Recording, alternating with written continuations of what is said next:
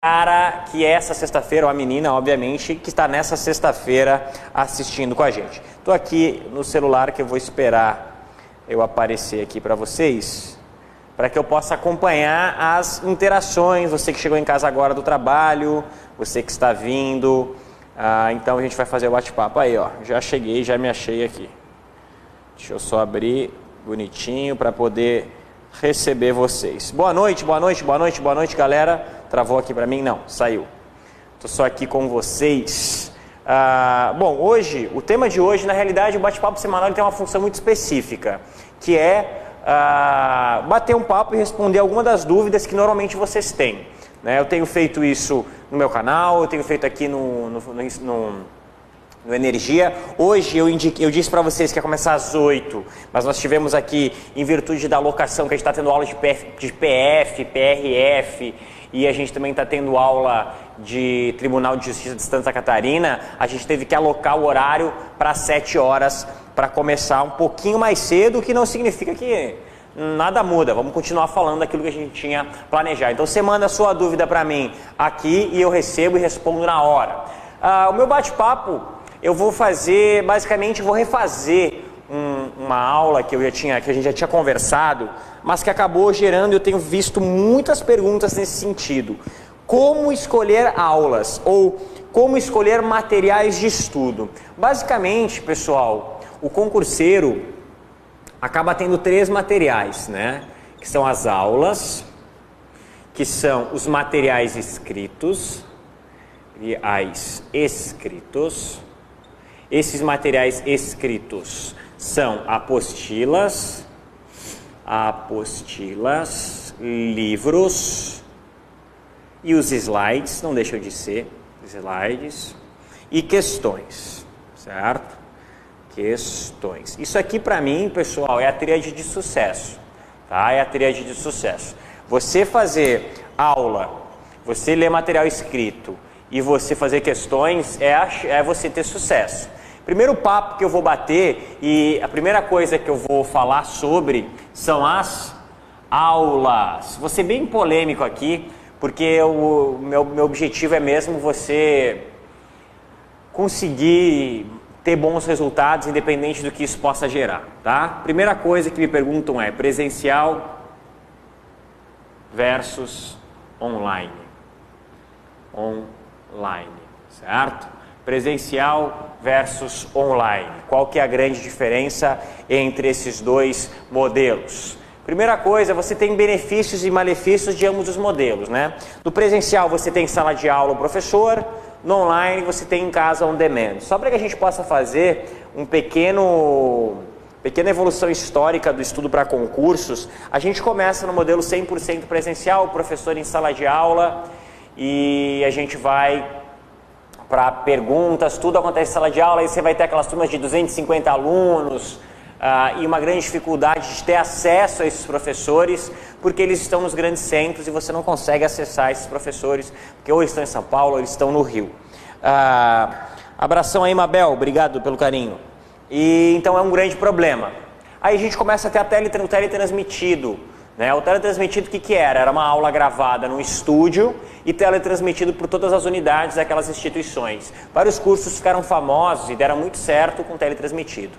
E depois a gente teve o telepresencial, que era esse modelo que eu falei, e o teletransmitido, que eles gravavam uma aula e transmitiam em determinados horários nos polos, até que a gente chega no modelo online hoje, que é o modelo onde o professor grava dentro de um estúdio a qualquer momento e depois isso é passado para o aluno dentro de um espaço, um ambiente virtual de aprendizagem, e esse ambiente virtual de aprendizagem tem lá ferramentas e o aluno pode ver quando ele quiser, o aluno pode efetivamente fazer uso daquela ferramenta quando ele achar necessário, certo? Qual que é a grande vantagem do presencial? O próprio nome já supõe, a presença do professor. Isso facilita a troca de informações, isso facilita o feedback. Qual que é o grande problema do presencial? Você ter que estar em sala de aula. Em grandes centros, você tem muita dificuldade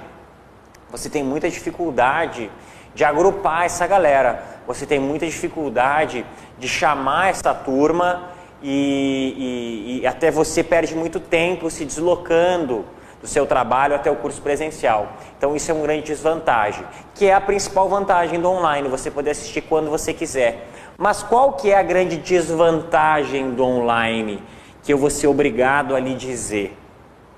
Disciplina, certo? Disciplina. Por que a disciplina é a grande desvantagem? Porque um concurseiro iniciante precisa de um plano de estudos e um acompanhamento mais cerrado, o que significa dizer, segunda-feira eu faço isso, terça-feira eu faço aquilo, quarta-feira aquele outro, quinta-feira aquele outro, sexta-feira aquele outro, sábado aquele outro e domingo aquele outro. Então você precisa ter um quadro de horários, e por mais que você até possa ter um planejamento no online, o presencial te traz isso. Então qual que é o melhor? A minha resposta é: depende do momento do concurseiro. Depende do momento do concurseiro. O presencial funciona muito bem quando é um concurseiro iniciante ou para uma revisão mais pauleira. Reta final, onde você está só batendo os pontos, o professor está ali te estimulando e você consegue passar mais tempo fazendo aula. O online vai funcionar nos outros modelos. Quando você já tem uma certa afinidade com o modelo presencial, ou seja, você já tem uma disciplina própria, você já acorda para estudar, porque o online não tem ninguém chegando em sala de aula e falando: galera, vamos estudar. Se cansar, você vai lá e desliga. Agora mesmo, se você cansar, você vai desligar a aula. E não tem problema fazer isso. O que eu quero te dizer é que você precisa de disciplina. Você precisa dizer assim: não, segunda-feira de manhã eu vou estudar a administração. Estudando administração, não importa como você acordar na segunda-feira de manhã, você vai estudar administração, certo? E isso é uma coisa que o presencial consegue te dar, mas o online você tem que ter muita disciplina. Então o que eu digo é o seguinte: depende do seu momento. Normalmente, o que eu sempre indico para os meus alunos é: faça pelo menos um cursinho presencial na sua vida, pelo menos um, e depois vai encaixando o online. Porque o online também tem outra vantagem, né? Você consegue ter bons professores, referências. Não sei onde é que você mora, mas às vezes você não tem um cursinho presencial tão bom, ou tem um curso presencial bom, mas você não tem um professor bom de não sei o quê. E no online você consegue comprar uma matéria isolada daquele professor e ter acesso aos grandes profissionais, que talvez, se você não mora num grande centro, você tenha dificuldade, certo?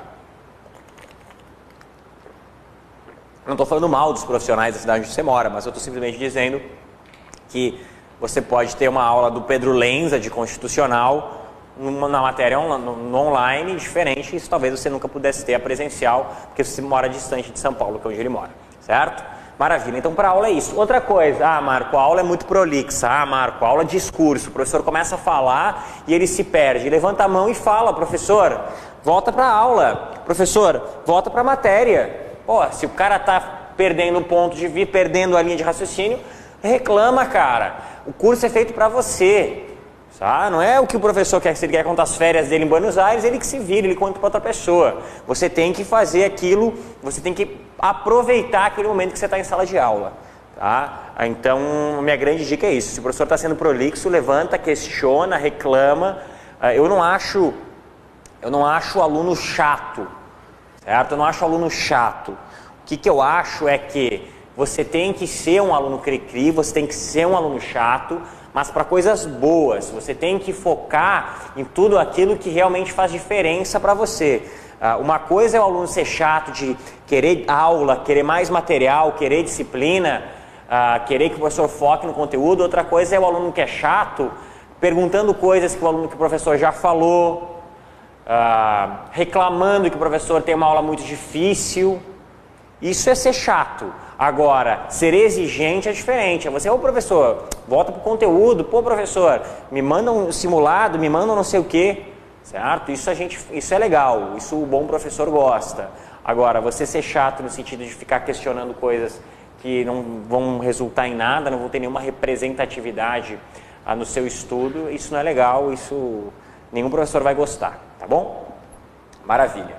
Então, sobre aulas é isso. Aí depois a gente vai entrar numa outra dúvida, que são os materiais escritos. Materiais escritos. Os materiais escritos são basicamente 3, tá? Apostila, a gente chama de apostila todo material escrito referente à aula, livro e, por último, porém não menos importante, o material escrito que é o slide.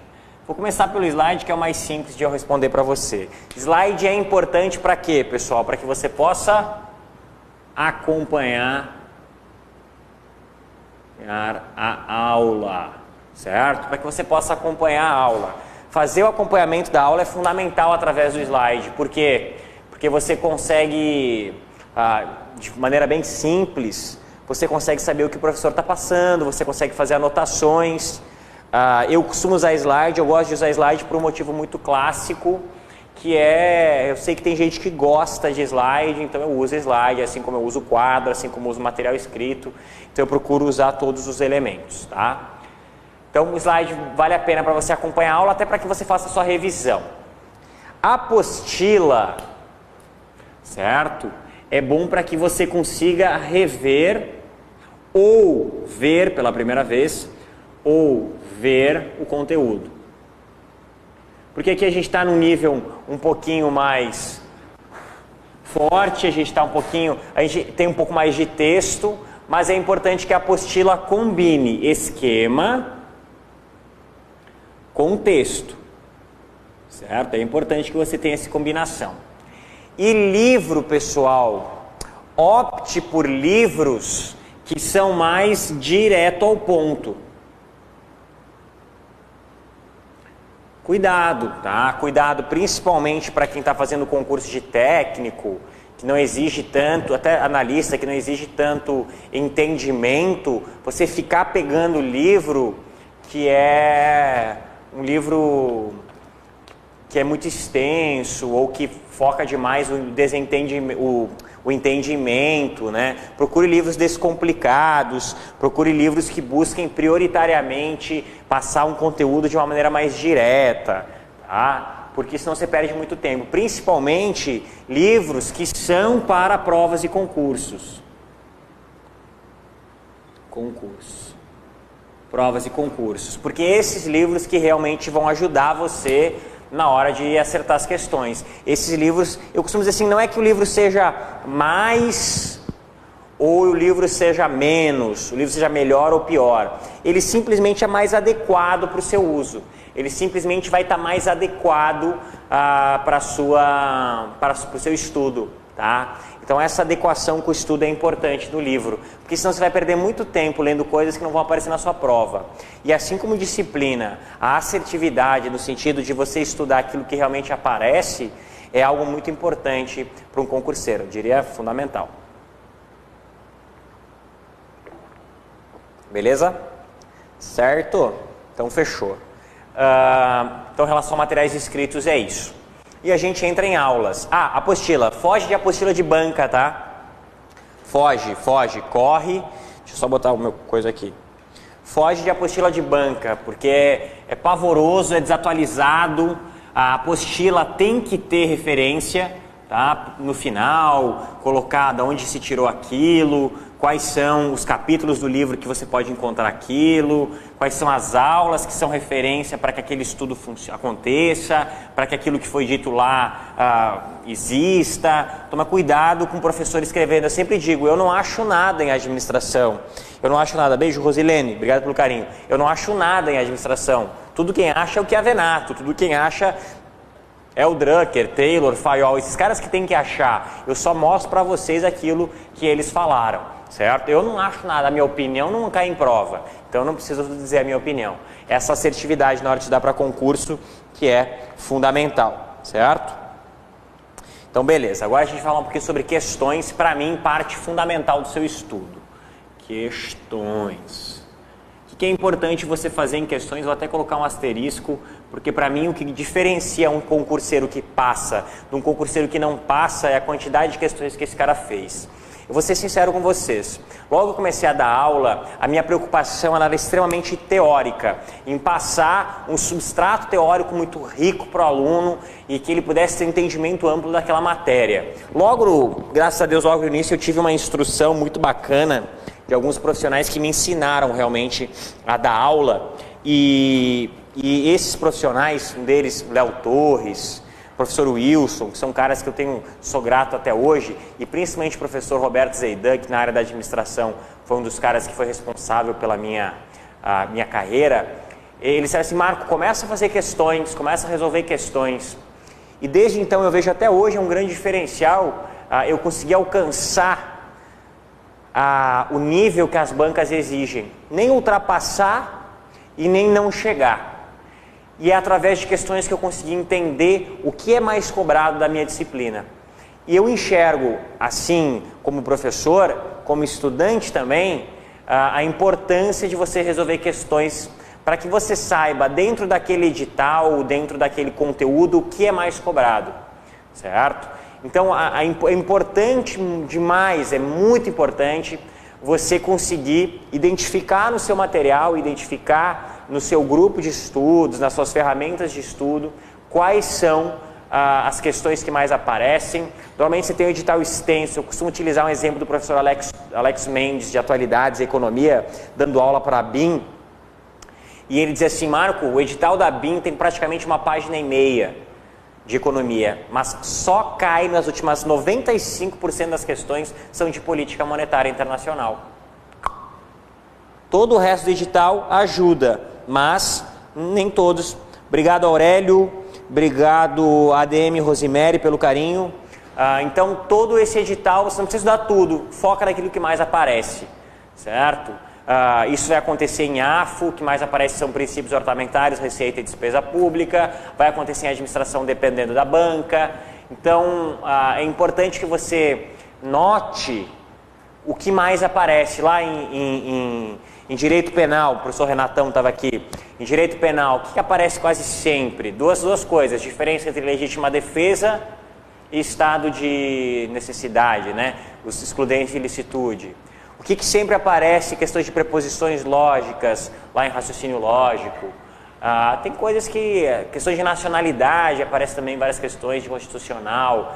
Os tipos de licitação, aparece direto em administrativo, né? 8666. Então, assim, você tem questões que são rotineiras. Então, é importante que você saiba localizar dentro do edital o que mais aparece, o que é mais frequente.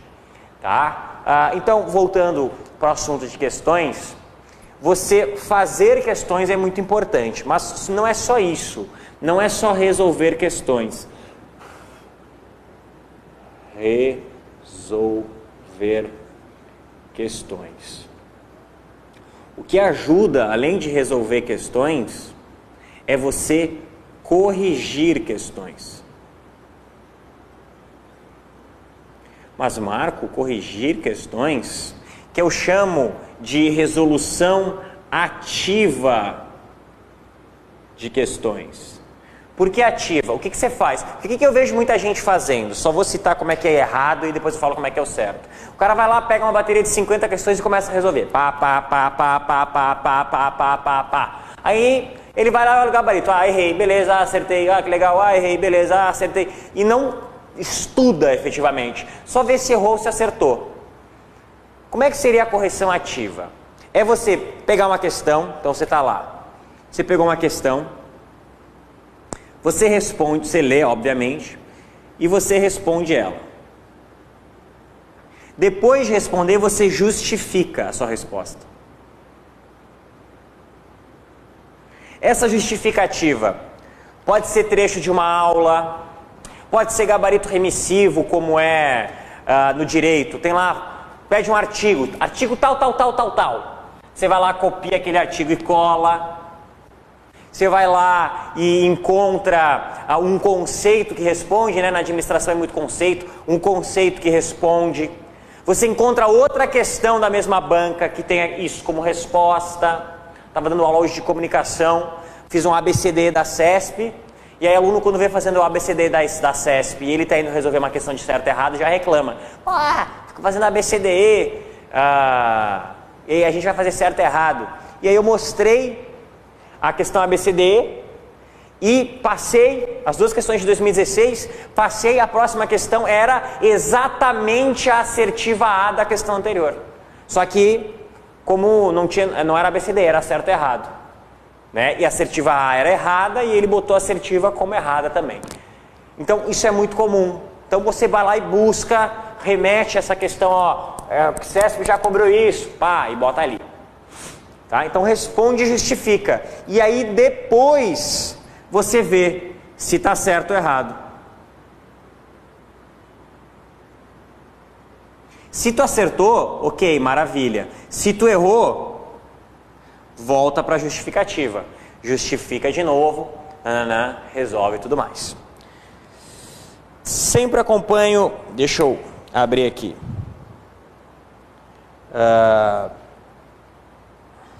Lucas Firme, sempre acompanho Estudando com Energia, professor Renato Pará, queridaço, estava aqui antes com a gente. Com Energia, professor Renato, professor Guido, um mito, professor Luiz, ADM nunca cai, ADM dificilmente cai mesmo, verdade, cai em alguns concursos. Foi aprovado em segundo lugar, contador Pérola do Oeste, Paraná. Parabéns, hein, Lucas? Energia eu recomendo. Pô, obrigado pelo belo depoimento aí, hein, Lucas? Obrigado mesmo. Isso aí. Energia, graças a Deus, tem colocado bons professores. Professor Renato, como você falou, professor Guido, professor Luiz, professor Luizinho de raciocínio lógico matemático, né? Baita, mestre. Obrigado mesmo pelo depoimento. Então, voltando aqui rapidinho. Então é exatamente isso que eu disse para vocês. Vocês têm que procurar resolver por questões, mas realmente resolver as questões, justificar, buscar gabarito remissivo, e aí você vai estar estudando. Claro que você pode pegar, vai resolver uma bateria de 10 questões. Beleza, não tem problema, você pega, faz isso aqui e espera para corrigir no final. Aí no final você pega as 10 e vai colocando certo e errado. Se você acertou, toca a ficha. Se você errou, vai refazendo o processo dentro delas. Certo? Porque aí sim você vai conseguir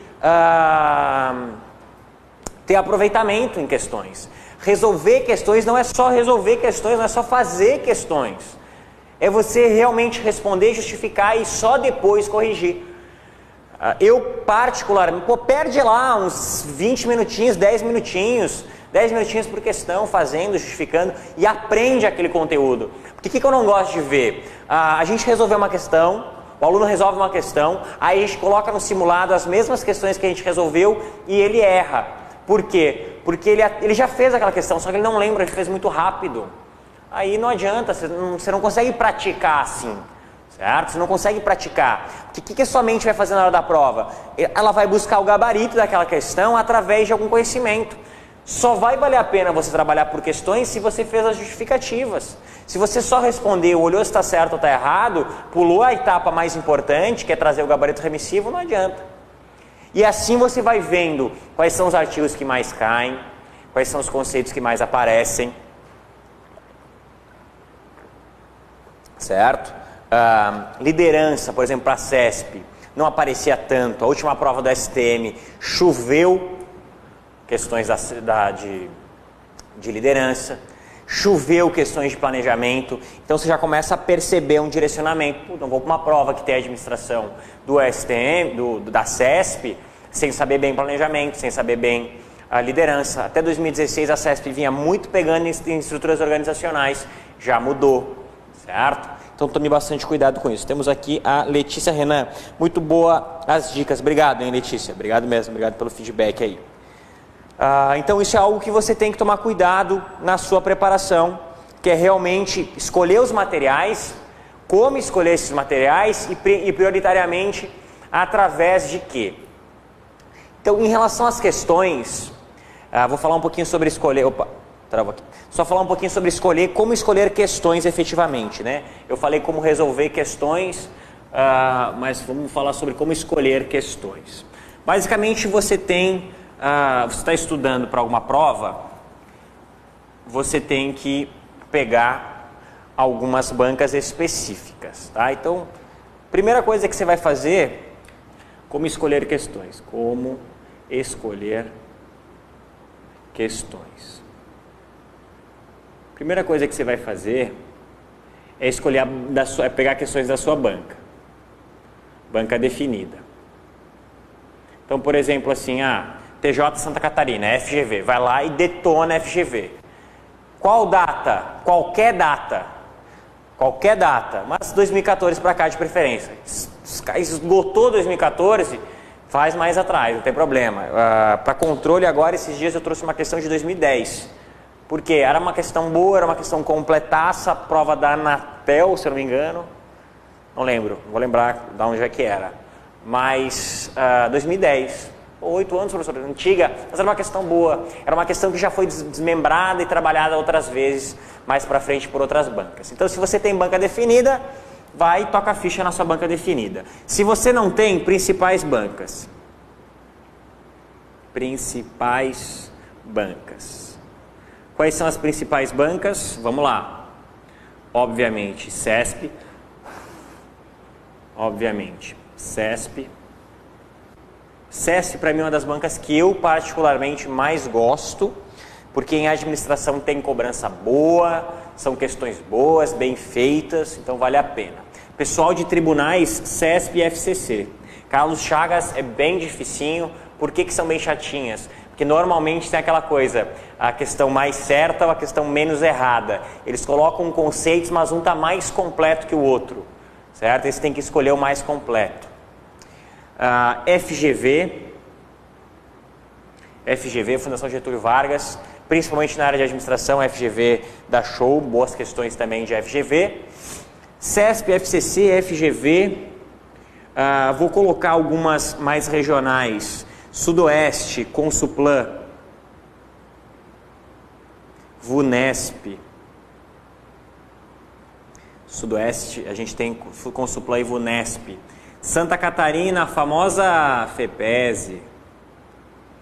Rio Grande do Sul, Fundatec. IESES, também tem algumas questões. IESES, FGV, CESP, FCC, para a galera do fiscal, ESAF, Escola Superior de Administração Fazendária, ESAF. CESP, FCC, FGV, ESAF. Estou esquecendo alguma? Pessoa de casa me ajuda. São essas principais, né? Se você quiser colocar as principais, CESP, FCC, FGV e ESAF. São as principais, eu diria que são as 4 bancas principais. Claro que a ESAF ela tem uma inclinação mais forte para a área de fiscal, tá? Vou botar aqui do ladinho, fiscal. A CESP e a FCC também aparecem bastante em tribunais, mas aparecem em vários concursos. A FGV, principalmente no Sul, tem aparecido bastante. Consuplan e VUNESP, bem clássico de Sudoeste, BH, Rio de Janeiro. A gente tem também, São Paulo faz demais, obviamente, né? VUNESP faz demais. FEPESE, muito em Santa Catarina. Rio Grande do Sul, Fundatec. Fez agora a Polícia Civil, se eu não me engano, né? Foi Fundatec. E ESES aparece aí também. É uma das bancas que acabam aparecendo. Marco, minha banca é uma banca muito pequena, uma banca que quase não tem questões. Vai no site dessa banca, procura no edital o endereço, liga lá, manda e-mail, eles são obrigados a te mandar provas anteriores. Por exemplo, para a galera que está fazendo TJ, questão de TJ, pega a última prova da FGV, que foi TJ Alagoas, se eu não me engano, e faz. Pega a última prova do TJ da FGV em Santa Catarina, que foi TRT 12ª, metade do ano passado. Isso é muito bacana, é muito bom. Galera que faz CESP, pega a STM, que foi uma das últimas provas grandes que a CESP fez, certo? É importante você captar essas questões, captar essas questões da banca. E outra, não precisa ficar escolhendo muita questão não. Se tu vê que está indo bem, vai embora, toca a ficha, não dá mole não, vai fazendo, apareceu essa, apareceu aquela.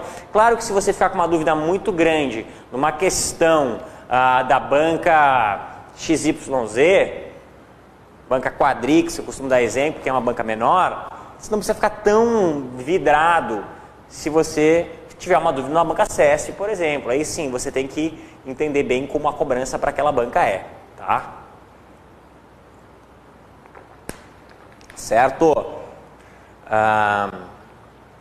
Então deixa eu ver se a gente tem mais alguém aqui perguntando alguma coisa. Simone Souza, um abraço para você. Esteve com a gente na live de ontem, né? A galera que estava comigo ontem também lá no canal Prof. Marco Ferrari, certo? Bom, galera, para mim hoje, minha intenção era aqui bater um papinho de meia hora com vocês. A gente bateu aí 30 minutos já. É justamente nessa sexta-feira tentar trocar um pouco de figurinha em relação à sua preparação, tentar conversar um pouquinho sobre algumas dúvidas que podem surgir. Semana que vem, eu espero, né, vou estar... opa, tenho aqui, apareceu? Aí, foi. Semana que vem, acredito que vou estar aqui sexta-feira, para a gente ajustar também, trocar essa ideia. E quinta-feira também à noite faço a live lá no meu canal, então a gente consegue conversar 2 vezes na mesma semana. A gente tem essa preocupação, porque a gente sabe que o concurseiro, ele se sente sozinho. Estudar para concurso é uma jornada que é você por você, sabe? Claro que as pessoas do teu lado podem ajudar ou podem atrapalhar. Escolher as pessoas com quem você vai dividir essa jornada é muito importante. Mas mais do que isso, é você efetivamente entender o quão importante é você estar bem e você estar motivado para continuar, certo? Tem um final de semana chegando aí e você que vai responder a pergunta se você vai chegar na segunda-feira de manhã ou no domingo à noite, né?